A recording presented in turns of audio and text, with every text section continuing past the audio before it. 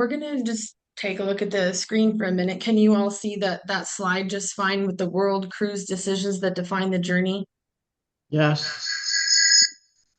and what the brochures leave out? So that's not a vague promise. It's exactly what this masterclass is going to cover. Most people who register for something like this have been carrying a world cruise like this in the back of their mind for a while. And some of you have been seriously researching it. Some of you saw an ad and felt something and clicked before you fully understood why, maybe. Either way, I'm glad you're in this room right now. And over the next like half hour or so, we're actually going to cover the five decisions that determine how this journey unfolds, like not the marketing version, but the actual real one. Here we go. First, I'm going to tell you a little bit about who I am and why I built this business around journeys like this one. My name is Manda Cummings, and I'm a certified travel advisor, and I'm the founder of Grandvoya Travel. I spent most of my adult life as a professional chef, and I've also served in the Army National Guard since 2013. So, like 16-hour days on my feet, drills on the weekends, and my body was running on fumes more often than I think I wanted to admit. And I genuinely loved doing both of those things, but I knew something had to change. And several years ago, I took a trip to a luxury all-inclusive resort in Mexico. And something in me just came alive that I hadn't felt in a very long time. And it wasn't just about the beauty of the location. It was the feeling of being taken care of while I was there, of not having to manage a single detail, sitting on the beach at sunset and actually feeling present, like in my own life. I came home from that trip knowing I wanted to spend the rest of my life helping people find that feeling, like whatever destination holds that feeling for them. Um, for the clients that I work with the most, the ones who have seen much of the world and are looking for something that feels like the culmination of a lifetime of travel, a world cruise is often that choice. So doing it well requires more than picking a ship and a date. And that's what today is all about. A world cruise is unlike any other journey in travel. The phrase world cruise itself gets applied to a lot of things. So I do want to be clear about what we're actually talking about. When I say world cruise today, I mean a voyage of around 125 nights or more, one that crosses multiple oceans, one that spends time in regions that most travelers have only ever seen on a map. These are journeys built to take you somewhere that no 2-week trip ever could. This kind of journey rewards those who approach it correctly. And in my experience, it's misunderstood more often than almost anything else in luxury travel, even by people who've traveled extensively their whole lives. The decisions that matter most on a world cruise are genuinely different from the ones that matter on any other kind of trip. Before we get into what those decisions are, I do want to be upfront about the level of investment that we're talking about. The voyages that we're discussing today begin at $99,300 per person for double occupancy. These are 125 to 150 night world cruises aboard Silver Sea and Regent Seven Seas. I say that number up front because this is designed for the traveler who values extraordinary over economical. So if that level feels right to you, then you're exactly where you need to be today. Go ahead and drop a quick yes in the chat if the scale of this kind of journey is something that you have seriously been thinking about. I would love to know who's in the room with me today, and then we'll go ahead and move on to the five decisions. The first one is the one that most people completely skip. A ship carrying 400 guests and one carrying 4,000 guests are not the same experience. And that's not an opinion. Like it's a fundamentally different way of living for 4 to 5 months because you're going to be at sea for that long, right? I mean, this is a long investment of time. The scale decision is the one that most travelers just skip right past. They look at the price, they look at the itinerary, they compare destinations and dates, and capacity almost never enters the conversation until they're already on board and starting to understand like how much it shapes everything else. Usually when it's too late to change anything. And here's what capacity actually changes.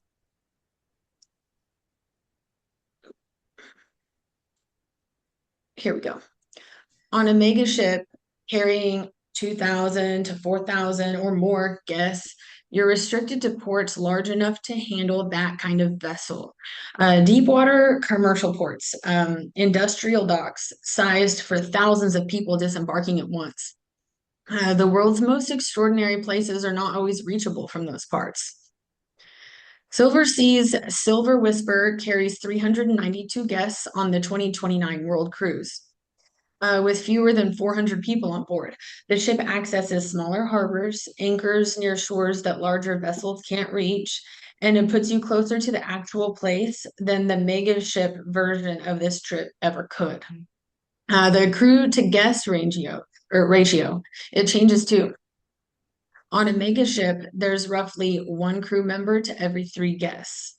And on Silver Whisper, that ratio is nearly a 1 to 1.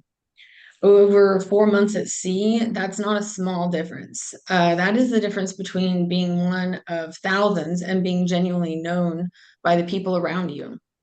Regent Seven Seas Mariner, the other voyage that we're discussing today, carries 700 guests, which is significantly more intimate than a mega ship with its own advantages. A different experience than 400, especially over 150 nights. Neither number is like the right answer in the abstract. The right number is the one that fits who you are. And that brings me to the second decision, which requires talking about something else the term world cruise tends to obscure. Okay, now this is something that the brochures almost never say directly. A world cruise does not necessarily circle the world.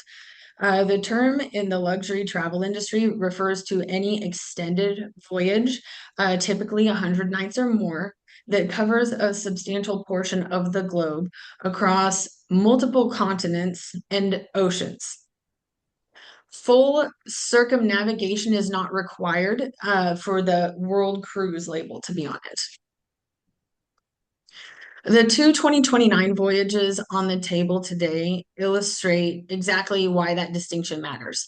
Silver Seas, A Pacific Awakening, departs San Diego on January 5th and ends in Singapore on May 11th. That's 125 days. It travels through the Pacific, Hawaii, French Polynesia, Fiji, New Zealand, Australia, Japan, China, and Southeast Asia. It has 8 themed chapters, 61 ports across 19 countries. It's a deep immersion in the Pacific and the cultures that call it home. It does not go to South America. It does not go to the Middle East, and it does not end in Europe. So that is a deliberate choice, and it is extraordinary for a specific kind of traveler. Regent's Eras of Exploration departs Miami on January 6th and ends in Rome on June 5th. That one is 150 days. And this one genuinely circles much of the globe, the Caribbean, then the Amazon River, Buenos Aires, the Falkland Islands, Antarctica, the Chilean Fords, up the Pacific coast, Easter Island, French Polynesia, Australia, Indonesia, Singapore, Thailand, the Maldives, India, Dubai, the Red Sea, Egypt, Jordan, Israel, Greece, Rome. These are not two different versions of the same journey, just on different ships. They're genuinely different conceptions of what a world cruise can be. One is a sustained exploration of a single ocean and the cultures it connects, and the other is a broader arc that touches multiple oceans, continents, and world regions. So neither is better, but one almost certainly is more right for you. And figuring out which one requires knowing what you are actually looking for from this experience, not just what destinations sound appealing when you scroll through a brochure. So go ahead and drop in the chat which resonates more for you specifically. Are you more the Pacific focused journey or the broader around the world route? I'm curious because it kind of shapes what I'm going to cover next. But let me get into the third decision because whichever route you're drawn to, this one applies to both. A few extra weeks at sea sounds like a small detail, but for the traveler living it, it rarely is. 125 nights versus 150 nights is 25 additional days at sea. That's almost another month. And the conversation around this decision usually stays at the surface level. So I kind of want to go like a little bit deeper. Those 25 extra nights buy you more of the world, right? On the Regent itinerary, they're how the Antarctica makes it into the list, how the Amazon River becomes a multi-day journey through one of the most extraordinary ecosystems on Earth, how the Middle East and the Mediterranean come into the arc rather than the voyage ending in Asia. And if those regions are on your list, the longer voyage is the one that gets you there, right? But a month is also a month, right? Another 4 weeks away from your property, your doctors, your family, the things that quietly accumulate when you're gone for 4 months and accumulate differently at five. And there's the rhythm and the voyage itself to consider. Most guests describe finding a beautiful stride somewhere around month two, like a deep comfort with life at sea that they never expected. And at 150 nights, that rhythm extends long enough that fatigue becomes a real factor for some travelers in later weeks. Sea days that feel like a gift in month one can feel different by month 4 or 5. None of this makes one length right and the other wrong. The right length is the one that matches your life, right? And your body and what you actually want to feel by the end of it. And that is the conversation worth having before a deposit goes down. That brings me to the decision that catches nearly everyone off guard. The question that changes everything, the one to ask before you compare any two world cruise fares is this. What does this suite category include? And more specifically, does it include a butler? Both Silversea and Regent present as highly inclusive luxury world cruises. Both fares cover dining, beverages, excursions, gratuities, Wi-Fi. Looking at the headline prices, you could come away thinking you're comparing two versions of essentially the same experience at roughly similar investment levels. And that comparison would be missing the thing that shapes 4 to 5 months of daily life more than almost any other single factor. On Silversea's Silver Whisper, dedicated butler service comes with every suite on the ship, like every suite. And your butler knows your preferences within the first few days, your dining reservations, laundry, morning coffee, every small thing that would otherwise require you to manage it yourself. For 4 months, that's not an amenity, it's the texture of daily life on board. On Regent Seven Seas Mariner, butler service begins at the penthouse suite tier and above. The deluxe veranda, the concierge categories, which represent the entry level fares, are genuinely luxurious suites. They include a great deal, but the daily experience is structured differently at that tier. On a 10-night cruise, this distinction might not top the list, but on a voyage of 125 or 150 nights, it's worth understanding before you compare headline numbers. That's the question that changes the comparison. Suite category, excursions, and the fare tier itself all vary by voyage. On a world cruise, the other thing worth asking about early is whether airfare to the embarkation port is included in your fare. For Silversea's all-inclusive plus fare on the world cruise, airfare inclusion is something that I verify for each specific client because it can affect the overall investment meaningfully. It's the kind of detail that sounds small on a brochure and turns out to matter quite a bit when you're looking at the full picture. Knowing which question to ask first changes the entire comparison. It's the step that most people skip entirely, and it's usually the one they wish they hadn't. Okay, most travelers face this choice without even realizing it is one. You can research a world cruise yourself. You can read every itinerary, compare every suite category, study the crew ratios, map out the ports. A great deal of that information is publicly available. And you're clearly someone who does your homework coming to something like this. So here's what I've seen. Working with people who have approached this journey both ways.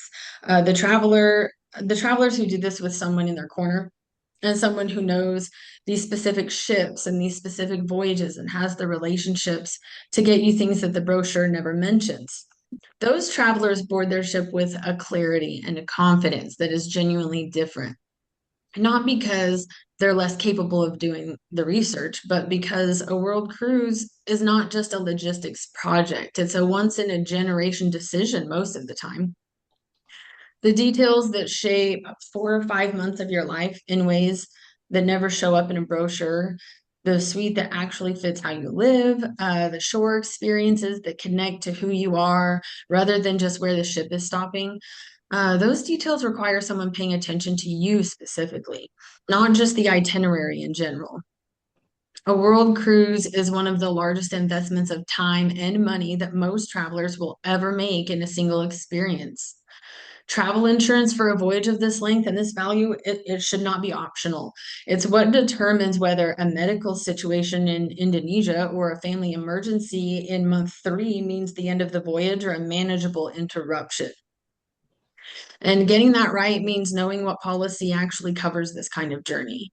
When it needs to be purchased relative to your deposit date, for pre-existing condition coverage to apply. That's the kind of detail a good advisor thinks about for you before you have to ask. So go ahead and drop something in the chat before we move on. Of the 5 decisions that we covered today, which one are you still sitting with a question about? I want to know so I can address it in the Q&A. And just go ahead and drop it in the chat box. Before we open up for questions, I do want to be direct with you about something. The consultation that I offer is a real conversation.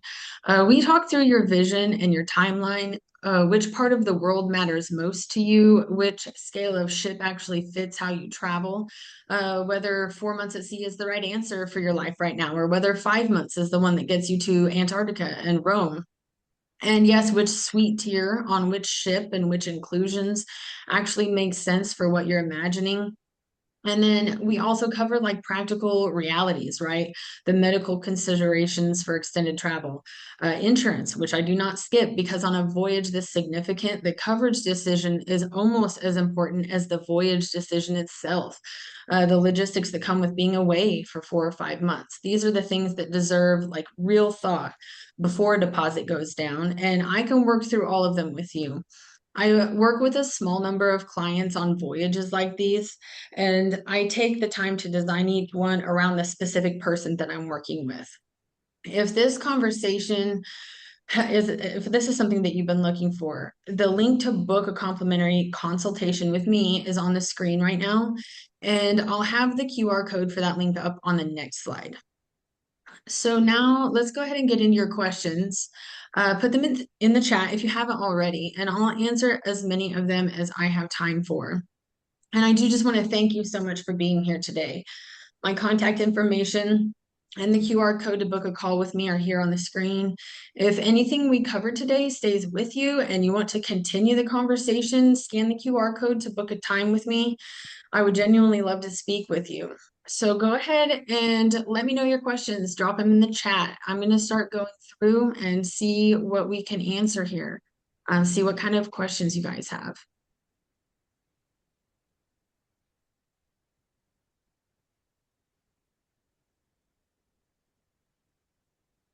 Oh, John, you did a Viking earlier this year, huh? That sounds great. I work with Viking. I do book Viking as well. It's definitely in a different category than the luxury cruise lines that we're talking about today. But it is definitely a great cruise line, and it's definitely a good fit for some people.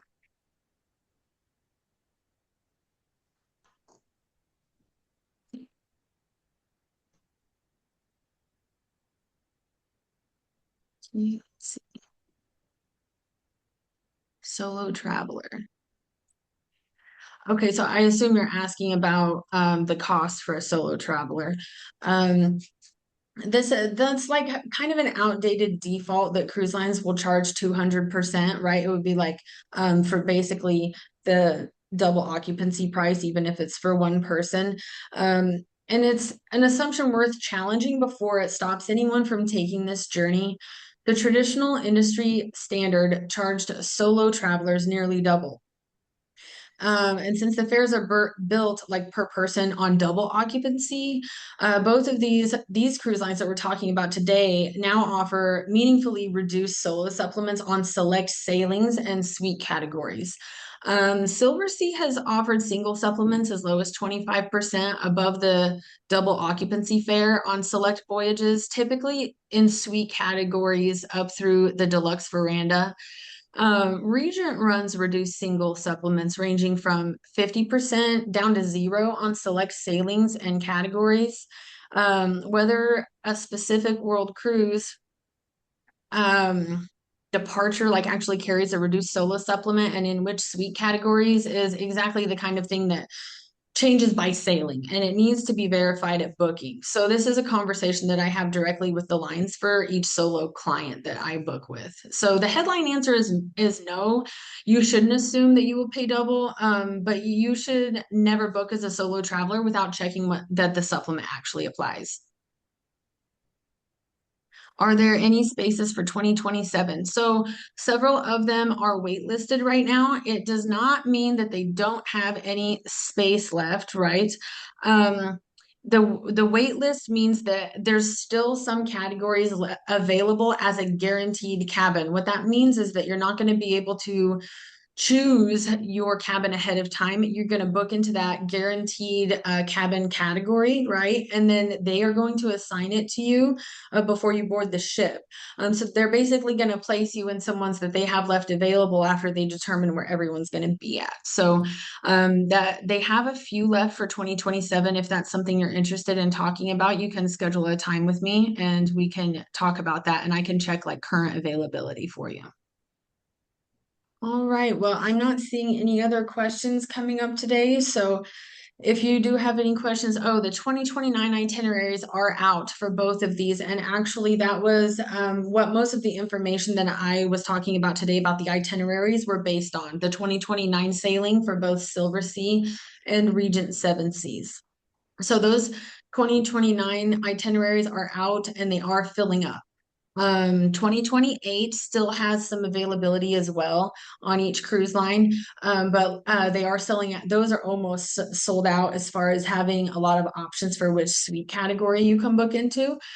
So that's something that I could check and get real time availability for based on when you're looking to book. So the 2028 and 2029 itineraries for both Silver Sea and Regent do have some rooms left. Yes.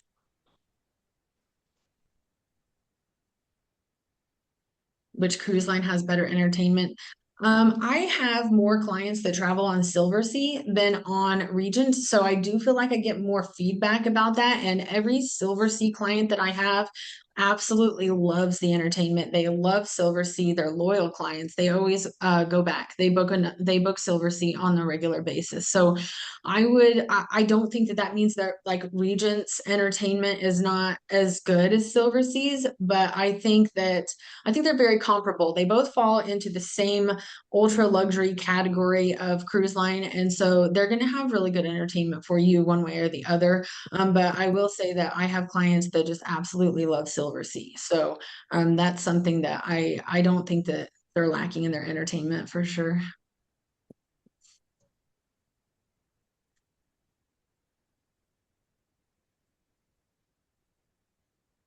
Oh, well, thank you. I appreciate it. And I'm glad that you could be here today. Are there any other questions that we have before we sign off? Okay, let's say Brent, you've sailed on a Regent and it's excellent. Yes, it is. It's great. Does Silver Sea include excursions? Yes, they do. So the two lines that we're talking about today handle this differently, and it's one of the clearest examples of why that fair question matters, right? On Regent, yes, they offer excursions and they're genuinely unlimited. You get unlimited shore excursions at every Regent World Cruise Fair at every suite level. This is Regent's signature inclusion, and it's not limited by count or category. On Silver Sea, you actually get an excursion credit, so it's not unlimited. The World Cruise Fair includes the shore excursion credit with the amount scaled to the length and region of the voyage, plus access to the exclusive World Cruise events built into the itinerary. So the excursions beyond the credit are purchased individually. So on a 61 port voyage, how far that credit stretches depends on your excursion choices, which is exactly the kind of thing that I help map out with each client. All right, well, I'm going to go ahead and sign off, and I appreciate you all being here today. I'm glad you took the time to learn about the world cruises, and if there's anything that I can help you plan for your world cruise in the future, go ahead and get in touch with me. I'm sure that you've saved my contact information by now, and I hope that we'll be in touch in the future, and it's been a genuine pleasure. Thank you. Everyone, have a wonderful day.